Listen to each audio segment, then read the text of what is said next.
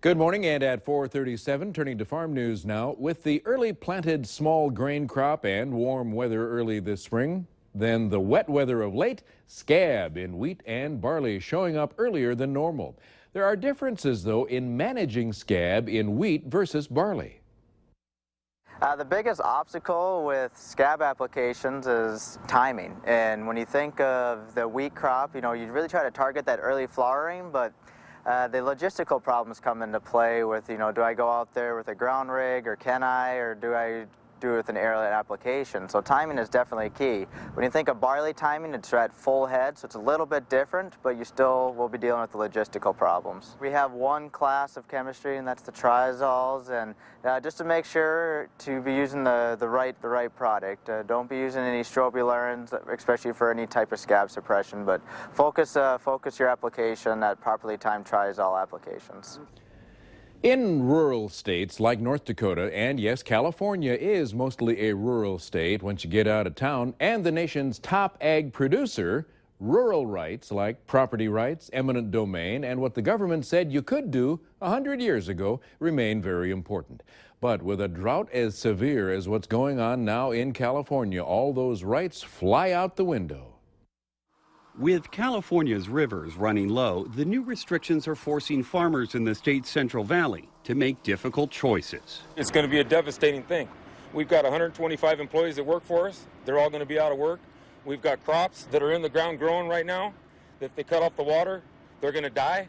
Paul Simoni is a vegetable farmer who gets his water from an irrigation district that is one of California's senior rights holders, with legal claims on water dating back more than a century. Now, those senior rights holders are being told to stop diverting river water immediately. This is a day from hell. We have pre-1914 rights that we were told that could never be taken from us. And it's not just farmers.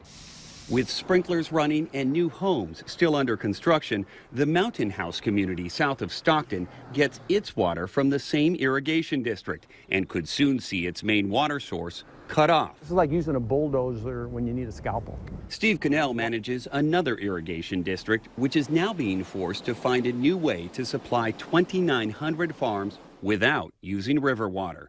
This year alone, California's agriculture industry is expected to lose $1.8 billion and more than 18,000 jobs because of the drought. We were hoping they wouldn't get to this level, but it has. And with resources drying up quickly, we're not going to sit down and take this. Lawsuits are already in the works. So last week's announcement by the California Water Resource Board is bad news for cities, bad news for farmers, but great news for attorneys. All right, insects that sometimes send us running for dear life may be the ones that are keeping us alive. We're talking about honeybees. Those honeybees, though, continue to die. As Andrew Nomura reports, it is happening even down in Louisiana.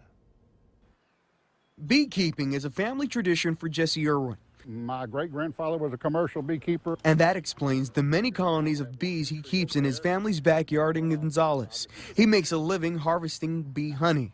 This is a frame of honey.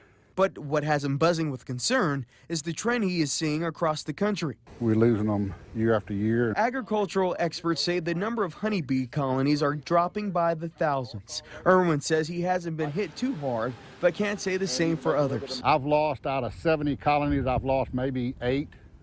So that's not too bad. But I do know some people that have 10 hives and lost every one of them. Frank Rinkovich with the LSU Agricultural Center says a reason why there is an increasing number of bees dying is because of the growing number of chemicals that are in the air today. One of the big things are pesticides. There's parasites, varroa mites, viruses, all kinds of diseases, genetics, you name it. Rinkovich says this is a major issue because 1 out of 3 bites of food we eat is the result of pollination by honeybees. He says scientists are working to save bees, but it's hard to pinpoint the exact problem because the insect is so complex.